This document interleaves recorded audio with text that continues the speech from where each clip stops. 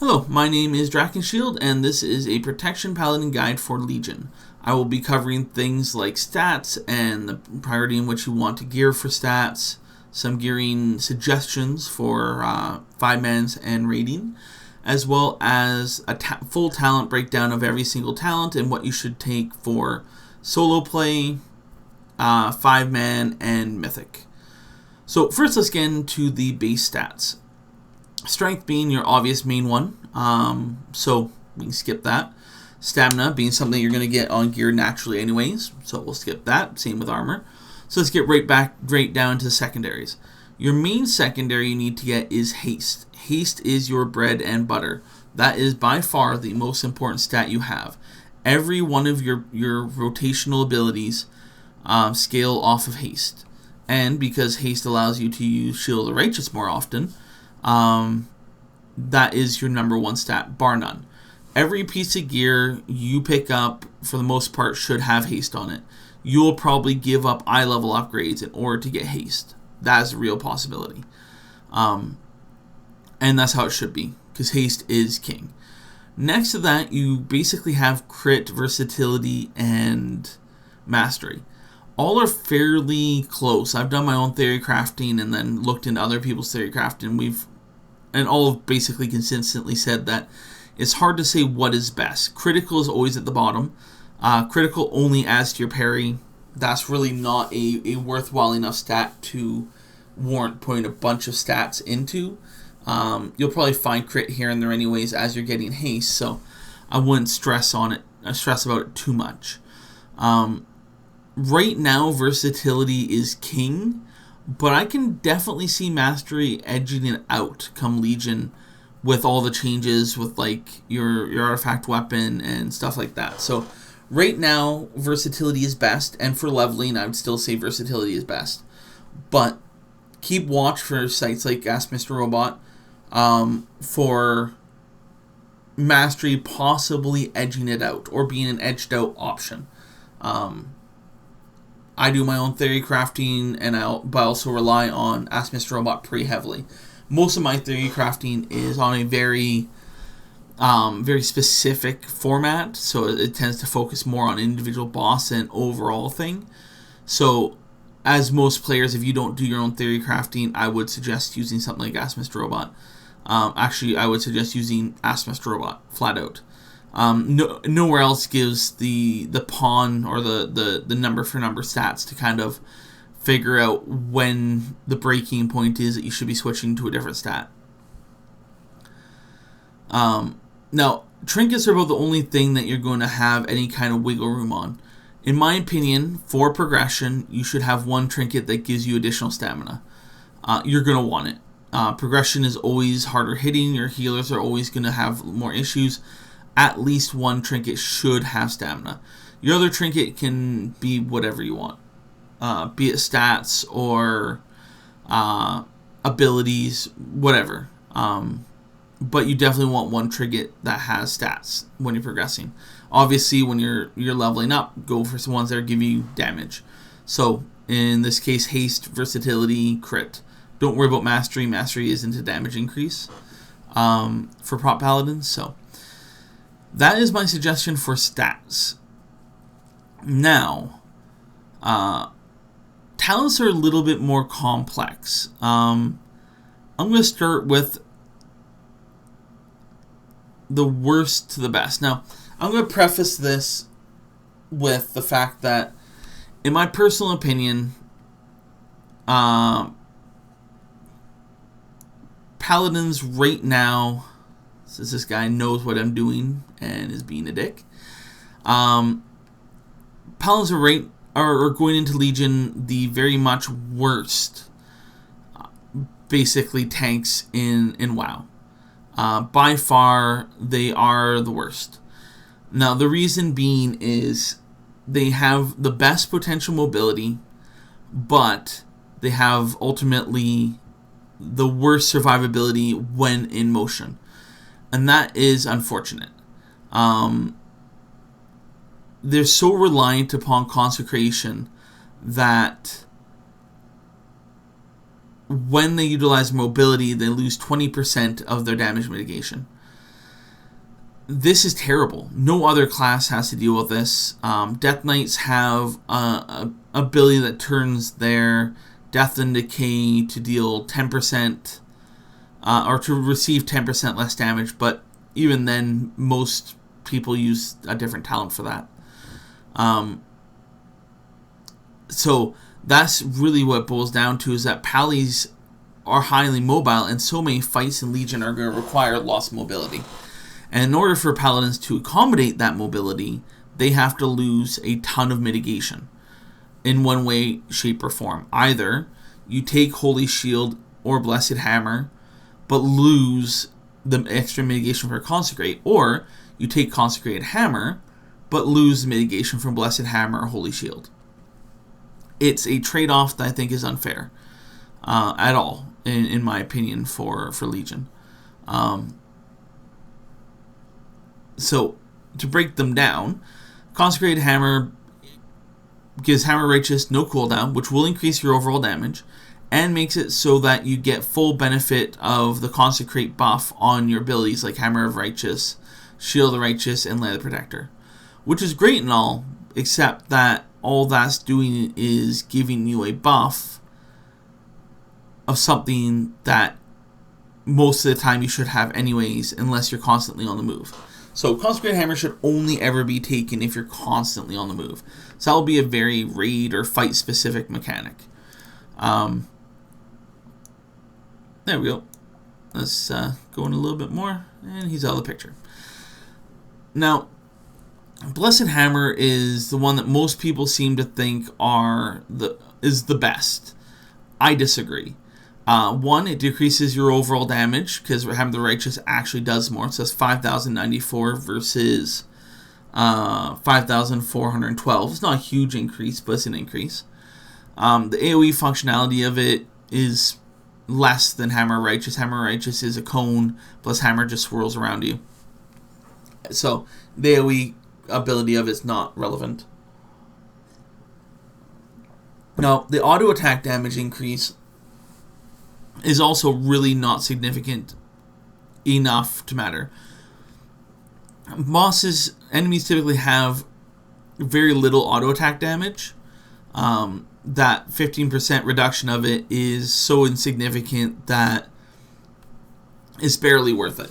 The only reason I could ever see taking Blessed Hammer is if a boss has a mechanic in which his auto attack damage scales up or gets increased during the fight. Regularly enough that his auto attacks actually become one of the big things that you're scared of. As such, I feel Holy Shield is much better. The 10% increased chance to block, in my case, that gives me, I think it's 40%, because Holy Shield doesn't actually go into the math in here, I believe. 40%, and it reduces damage by 40%. And also changes it so spells. So it's going to be less predictable damage reduction, but 15% predictable damage reduction is nothing compared to suddenly taking 40% damage less from a spike. Especially since that spike can't be reduced by Blessed Hammer. Now, if Blessed Hammer reduced 15% of the next attack, no matter what it was, then Blessed Hammer would be better. But auto attack versus a good chunk of attacks, I'll take Holy Shield every time. Holy Shield, in my opinion, is both the best for single player, 5-man, and raiding, with a possibility of Blessed Hammer and Consecrated Hammer being better in very specific circumstances. Now, this one's really easy. First Avenger is garbage. Don't take it. Reducing to one target increases damage is irrelevant. Who cares about getting more Avenger Shield? Even when you get the unlock in Truth Guard, it's still not enough additional mitigation to really matter compared to other options. Crusader's Judgment, again, more Avenger Shield is irrelevant. But this is my first choice for solo play, for leveling, because it will increase your damage. And that's, you don't need to worry about survivability as a Paladin when you're leveling up. Things aren't going to kill you. You have so much tankiness already that things are not going to kill you. So take Crusader's Judgment when you're solo. Bastion of Light is basically just another damage cooldown. Ardent Defender, and all that stuff. It's just another one. It basically, when you know you're about to take a bit hit, pop Bastion of Light. It guarantees Shield of Righteous is up, and you're good to go. So 5 mans and raids, Bastion of Light is literally what you should be taking. Tier 3, Fist of Justice, PvP only. Pretend it doesn't exist. I'm not even going to go into explanation of that one. It's garbage. Repentance is only ever going to be used in 5 mans. It's going to give you another sheep. And I would take it for 5 mans just because of that fact. Blinding Light for solo play and raiding is definitely your best option. It does a decent amount of AoE damage, and it does disorient a lot of mobs. And that can come in handy once in a while in raiding. But it's going to come in handy solo play a lot more. So definitely Blinding Light when you're solo. Definitely. Tier 4 is an interesting one. First, Retribution Aura, ignore it. It sucks. There's no reason you should ever take this in group play content except for possibly PvP. It's not worth it. I wouldn't waste my time with it at all. Blizzard was really silly for giving Prop Pally's Retribution Aura. Especially in a Retribution Aura that does this. Blessed Spell Warding replaces your Blessed Protection. So, I'm going to go Cavalier first. Cavalier gives you 2 charges of Divine Steed. If you are in a fight that does not require you to be mobile, so you're not using Divine Steed to get anywhere, or at least not often enough to really warrant 2 charges, and you're against an enemy that has a decent amount of spell damage, then take Blessed Spell Warding. As long as the boss doesn't have a mechanic in which you feel that Blessed Protection is required. So it has to be a fairly heavy magic user. Take Blessed Spell Warding, and it is going to be really good. I've used it in the past, and it's totally worth it. You can toss on ally, a healer, the other tank, yourself, and it literally just negates the magic damage you take. It's really nice. This tier is a little bit more interesting. That's really interesting too, why suddenly somebody's decided to hang out up here with me. Handed Protector is trash. Don't take it. Your job is not to heal your allies with Light of the Protector. It just isn't. You should be keeping Light of Protector for yourself in case you need it, because it can potentially save you. Final Stand and Knight Templar are really debatable to me at the moment. There we go. We'll just do it this way then. Jeez, I don't know what's up with this guy. Final Stand is really nice because for 8 seconds you're invincible and all enemies are going to effectively target you. Unfortunately, for the next 7 seconds after Divine Shield drops, you're going to be getting your butt kicked. That's going to kind of hurt. Actually, never mind. Divine Shield, 8 seconds and 8 seconds. I misunderstood that last time. Never mind. That's actually really good. Either way. But, with that said, there's an argument that Final Stand may not be necessarily ideal. Knight Templar is really nice because if you're in a high mobility fight and you need that extra mobility, you basically get 50% reduction in Divine Steed, which means you're going to be able to move around the battlefield often, quickly, and take reduced damage while doing so. As well as if you have a lot of mechanics in which you feel that you need to have more than just the 2 standard damage reduction cooldowns you have, Knights Templar gives you 20% more damage mitigation when it's active. So you can use it to absorb 4 additional hits if you have Cavalier as well. And I've actually used that on Fel Reaver. I used the Knight Templar to absorb assaults.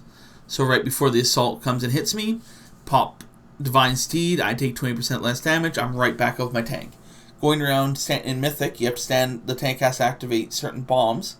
So I'd pop Divine Steed, jump on the bombs, again, take 20% less damage. I think Knight Templar is going to be my go-to for Mythics, with Final Stand coming in only with certain fights. For 5-mans, especially with Pugs, I'm going Final Stand. I don't trust Pugs. For solo playing, go Knight Templar. Not for the damage mitigation, but because the mobility. Gain 2 even more bosses is better. Cavalier as well for this tier is by far the best. Retribution Aura is garbage. It doesn't affect you. Only affects allies. Okay. Tier 6. Consecrated Ground is trash. The amount of healing is minimal at best, and the movement speed is irrelevant to PvE content. I could see maybe taking this for PvP, but for PvE content, it is a garbage ability. Don't even consider it. Judgment of Light, you should be taking. It is awesome. Holy Paladins can have access to as well, but Holy Paladins have access to another talent on the same tier that is better for them to take, so that you can take Judgment of Light. Yes, they would technically heal more probably with Judgment of Light, but since you can already give Judgment of Light, the raid healing will increase if they choose another option. Whereas if they take Judgment of Light and you take Consecrated Ground or Aegis of Light, the raid overall healing will actually decrease a lot. Aegis of Light, as well as abilities, I think is going to have a niche purpose on certain fights, and only if your group is competent enough to stack behind the Pally during the appropriate time. Now, the problem with Aegis of Light is it's a 5-minute cooldown. So, because of how long the cooldown is, you basically have to hope that there's only a singular instance of a certain ability in which Aegis of Light would be required. Which is why Judgment of Light will probably be your go-to. Now, if for some reason you do need another 20% damage mitigation, you could take Aegis of Light and just use it for yourself. 6 seconds, you take 20% less damage. Yeah, you can't attack during that time, but that would be the cost. Which may actually be a good thing. It may be what you need, but honestly, I'd just sooner take Knight Templar. You get it back more often. Final tier is a little bit more interesting. Now, Righteous Protector, I used to think was going to be really good, but with how limited Light of the Protector is used for me, Light Protector is already on like a 15-second cooldown before haste. So I get it back often enough that I don't need its cooldown reduced. Avenging Wrath is for DPS. I don't need to do increased damage once in a while. Now, there is a mechanic in the fight in which, being more bursty, you don't need any defensive stuff. So probably later in expansion, then yeah, Righteous Protector might actually be pretty cool.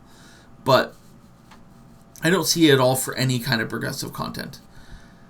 Seraphim is a mixed bag.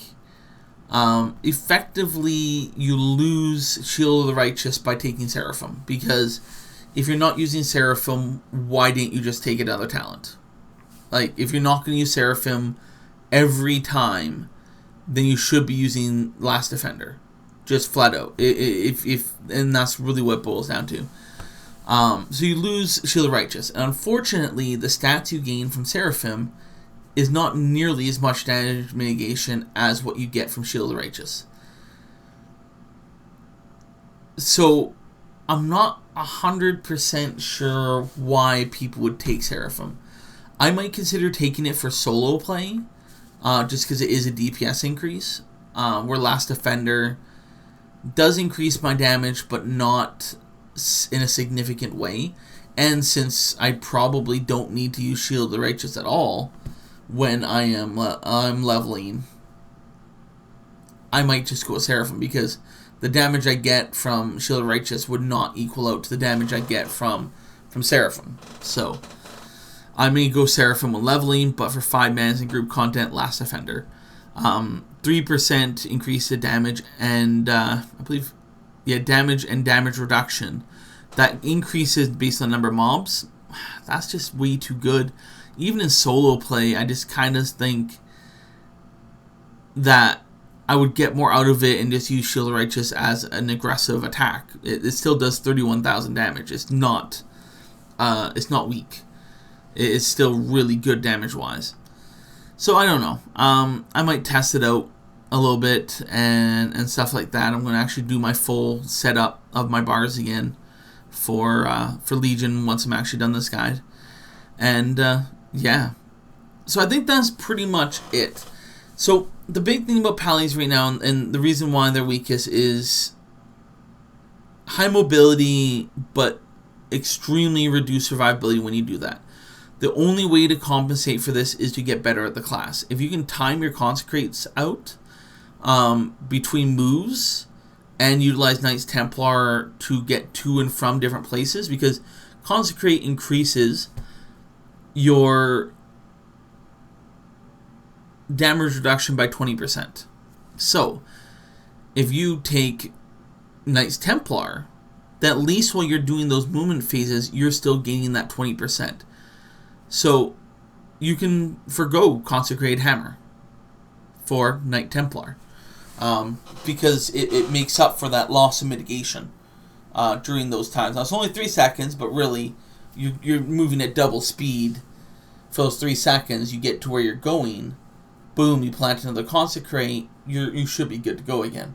If Consecrate's not up yet, pop another Knights Templar or another Divine Steed. It's on like a 20-second cooldown and you have 4 of them. Probably. So that's all I can think of in regards to this guide. If you have any questions, please comment down below. If I have any updates, I will I'll probably make another video and post that link underneath this one for an addendum. Please go use Ask Mr. Robot. Not sponsored by them. I wish I was. That'd be sweet. But please use Ask Mr. Robot. They're fantastic. I'm a subscriber to them. It's totally worth it. Great for stats and figuring out what gear you should use. Use Icy Veins at your own discretion. Take what they say as a grain of salt. Look into it more. Don't take it as doctrine as I used to. It's not super reliable. Sometimes their new guy is indecisive at best when it comes to his guides. He changes them quite regularly, and I don't feel he changes them regularly enough. So this guy is definitely intentionally doing it. Okay, well, nice quick look over Dalaran. The expansion pops in less than 12 hours, and we will get to learn what's going on. My name is Drakenshield. Please like this video and subscribe, and have yourself a fantastic day.